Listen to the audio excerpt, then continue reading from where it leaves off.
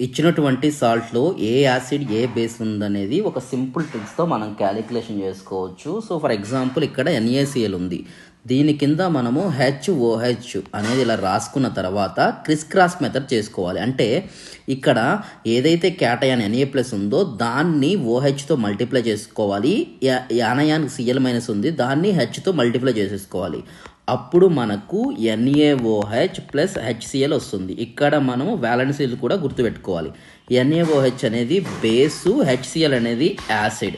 ఇక్కడ magnesium sulphate, so magnesium sulphate దీని కింద ఇలాగా HOH రాసేసుకోవాలి. మెగ్నీషియంని OHతో మల్టిప్లై చేసుకోవాలి. SO4ని Hతో మల్టిప్లై చేసుకోవాలి. మెగ్నీషియం యొక్క వ్యాలెన్సీ 2 కనుక MgOH taken twice plus MgOH taken twice రాసేసుకోవచ్చు. దాని తర్వాత SO4 2- కాబట్టి H2SO4 అనేది రాసేసుకోవచ్చు. సో ఇది బేసు, ఇది వచ్చేసరికి ఏంటంటే యాసిడ్. ఈ యొక్క మెథడ్ ఉపయోగించి NaNO3లో యాసిడ్ ఏమై ఉంటుంది, బేస్ ఏమి ఉంటుందో కూడా కామెంట్ సెక్షన్లో కామెంట్ చేయండి.